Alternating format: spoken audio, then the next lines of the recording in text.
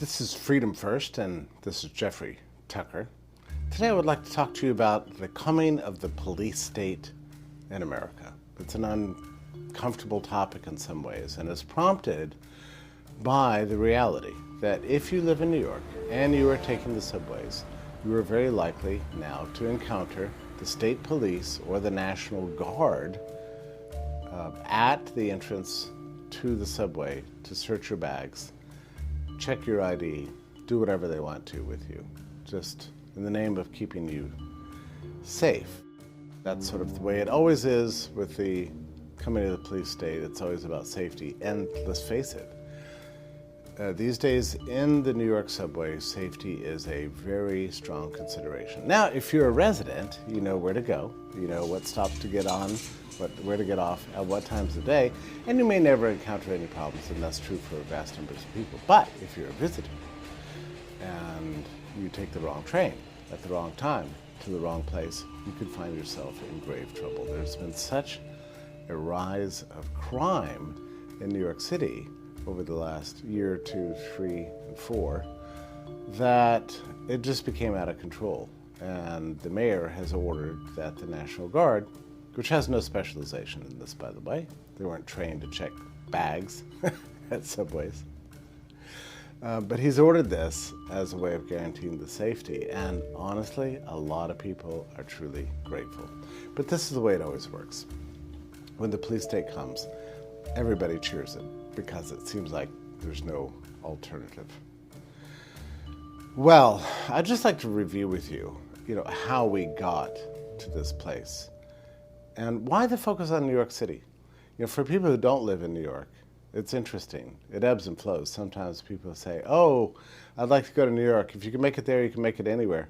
Other people look at New York and go, thank goodness I don't live there. I'd rather live anywhere but. So it's kind of got an iconic presence in American life. These days, New York is, how shall we say, not the best place. And obviously you know this from the out-migration trends, which have been going on now for a good solid 4 years. And so you have a lot of people leaving, a lot of people coming. Unfortunately, the people leaving are the long-time historical residents who are highly productive, own businesses, and highly paid workers. The people who are coming are a lot of refugees and people who are newly interested in the place, partially because of the expansive welfare benefits that the mayor is giving out right now. So this is a perfect way to destroy a city. But this is not just happening now. Yes, the migration problem is outrageous. You've got refugees staying in high-end hotels and living off debit cards provided by the taxpayer. It's something you never would even believe happening in America. And it's definitely wrecking the city, and everybody knows that. Nobody knows what to do about it, unfortunately. But I do think it's important to go back 4 years in time and see the way this trajectory has gone. Because 5 years ago, New York was a fine city, and it had overcome most of its problems, and people really did want to live there, and I was a frequent visitor, and it's wonderful. It's not a place I want to live, but it was a nice place. Then in March 2020, that was exactly 4 years ago, we had the lockdowns for the virus, and actually Mayor de Blasio of New York City and the governor of the state, Mario Cuomo, both locked down the state. Now, they're not fans of each other, but they both agreed that they would shut down small businesses, close the schools, close the libraries, close the theaters, close everything, including the churches even, for purposes of virus control, if you can believe it. I mean, it's funny, the longer time goes by since those days, we almost can't believe this actually happened to us, but it did. And New York became a ghost town. And it happened pretty much, I would say, on March the 13th, 2020. I was there on the 12th. I was there for a television interview in the morning. I remember taking the train there in the morning and having an uncomfortable sense that something wasn't right, that something big was about to happen.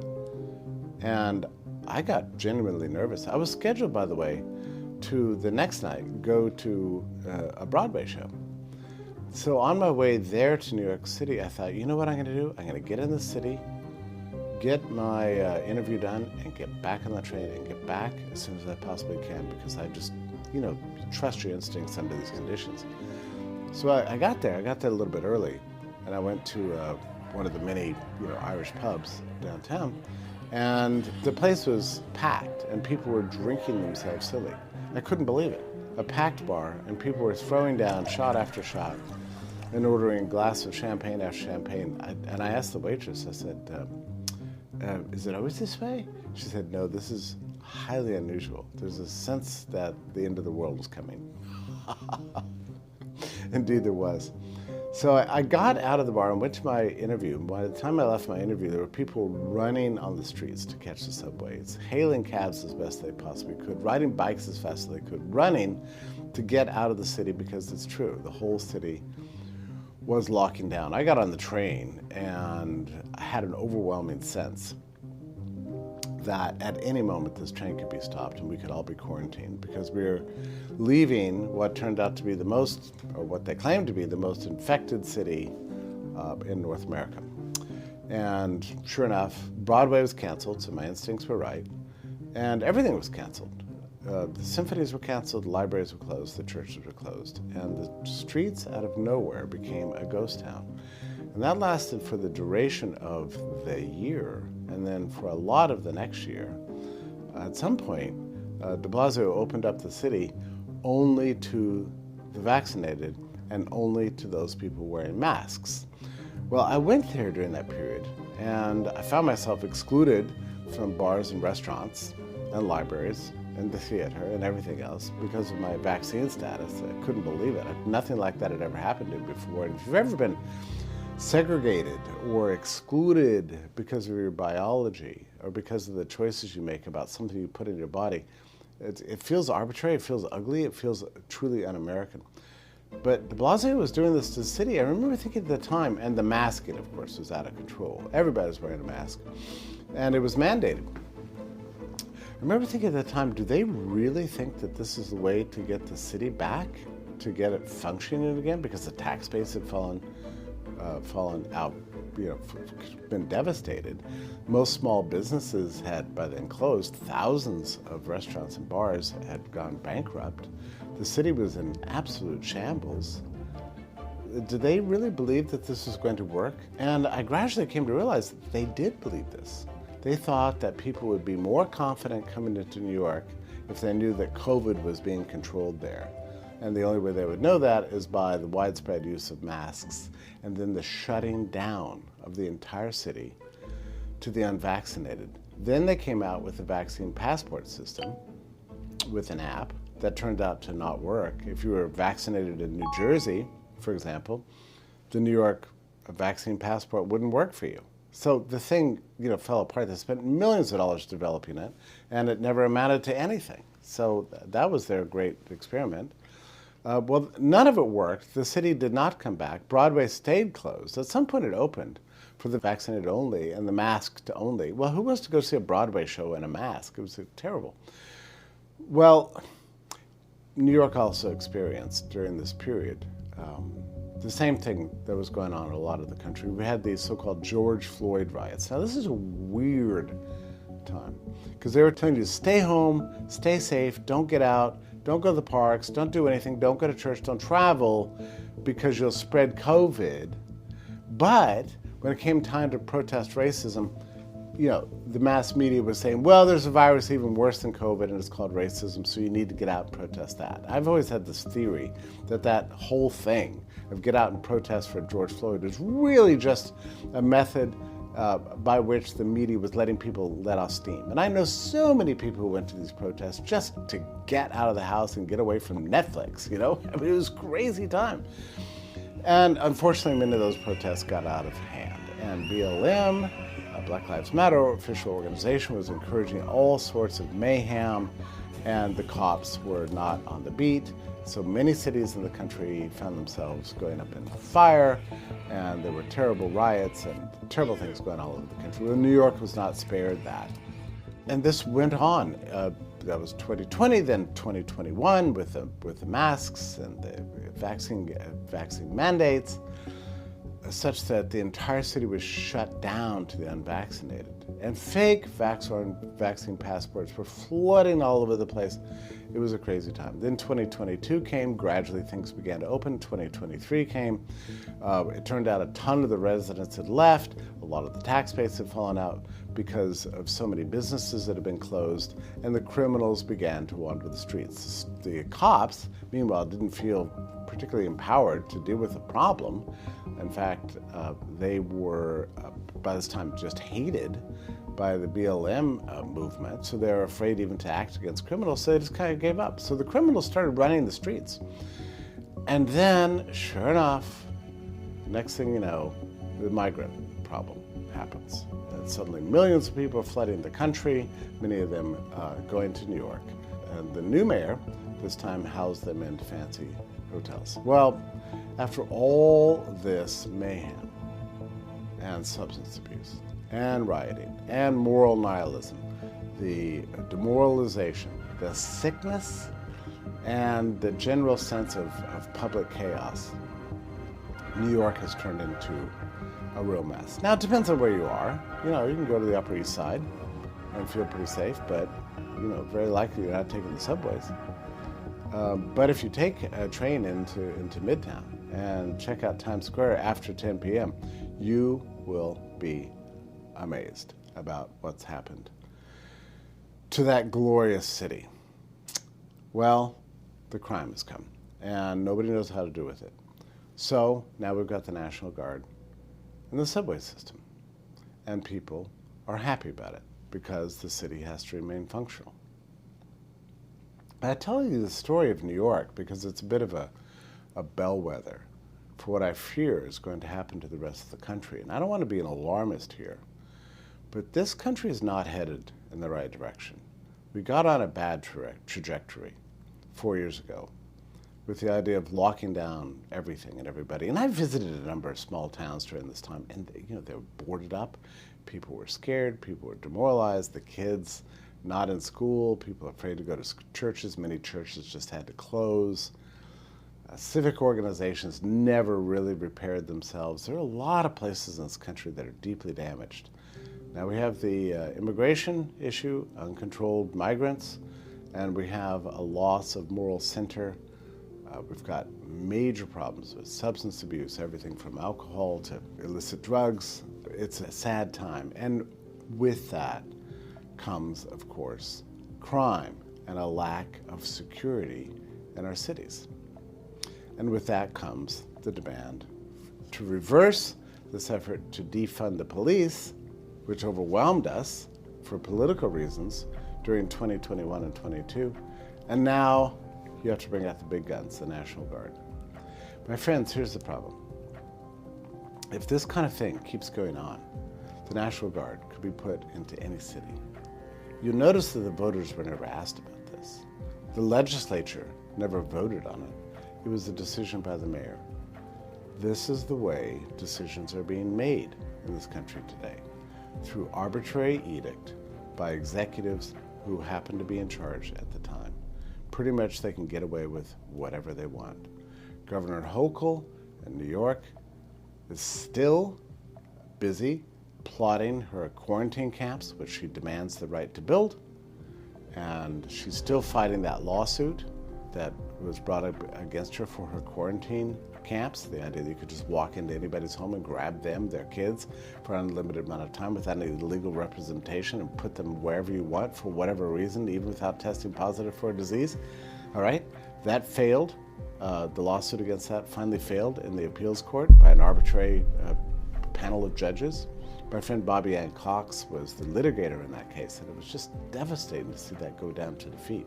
Just terrible. So this is happening all over the state, and it's tremendously sad to see. It's a bellwether. I want to mention one other thing, though, and it concerns the banking crisis that's coming about, too, as a result of this. Now, I had predicted about, I would say, 18 months ago, that we wouldn't be spared a financial crisis in the course of all of this chaos that's afflicting America today. And sadly, I think I'm right about this. Now, what's happened to the city of New York, again, using New York as a bellwether, is that many people who got into the habit of staying home, avoiding the commute completely, staying home and working from home, and a lot of professional managerial jobs, many of which are fake, they didn't want to go back to the office. And so many of the skyscrapers in New York are just not anywhere near capacity. Some reports are that they're only half capacity at this point. Well, many of the businesses that lease those space, those leases run for 5 and 10 years, and they had leased a ton of space to house their ballooned up workforces, their labor force, over the last 10 or 20 years. Now those people are not showing up to the office. Many of them are cutting back due to job cuts in finance and tech. And so the businesses need far less space. So they're reducing their footprint or leaving New York entirely. Now, where does that leave the revenue that's going to the mortgage holders on these large buildings? It leaves them in a lot of trouble. A main mortgage holder there is called New York Community Bancorp. And in the third quarter of 2023, they began to report losses.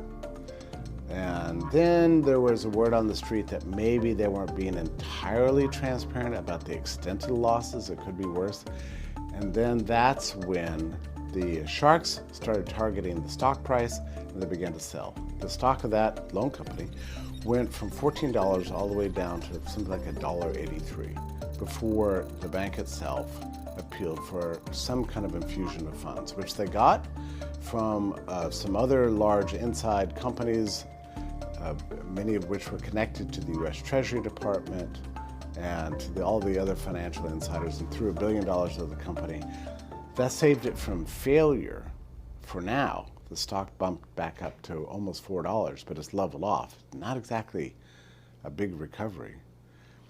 So that saves it for now, but is it just kicking the can down the road? We've got a serious problem because nothing is going to change about the real estate, commercial real estate problems in New York City. The tax base is still not recovered. Many of the businesses that used to serve all the people that commuted into New York have closed. It's just been the slow drain of enterprise and energy out of the city, and this is affecting finances too.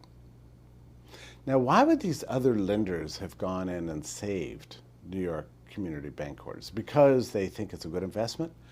Probably not. Probably what's really at issue here is the fear of financial contagion. For about 2 years, there's been an effort to keep the lid on this, to keep financial contagion from affecting the banking system, infecting your personal finances, and bringing about something that could be like 2008, except 10x worse. And to keep somehow rescuing the situation, I don't know how long this is going to be able to go on.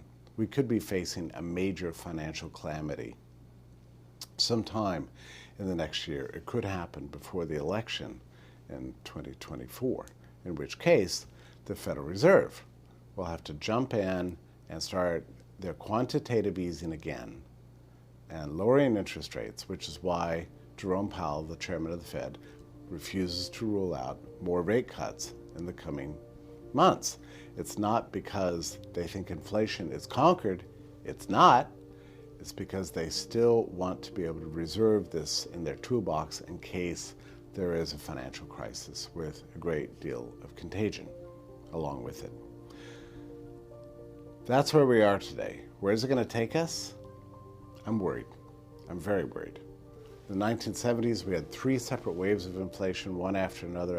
After each one, the Fed considered it was over, lowered rates to help the politicians and the banks, and it just prompted more inflation. That could be our future this time. We might have only just seen the beginning. We reached 9%, 10%, 11%. At the worst of it, we're down to 3%, maybe. It's hard to say. Super core of one measure is still registering at 5%, which is a record for this wave of inflation. So it's not gone. So if the Fed lowers rates, it could inspire another round of inflation and then another one. That could be really terrible. At the same time, we're seeing the rise of crime and the response by bringing out the big guns of the state police and the National Guard. This is the trajectory we go. Down the road to authoritarianism, down the road to serfdom, as F.A. Hayek called it in 1944, his wonderful book, which if you read today, reads like the story of our lives. To me, the lesson is never, ever turn your back on freedom. Always put freedom first. This is Jeffrey Tucker.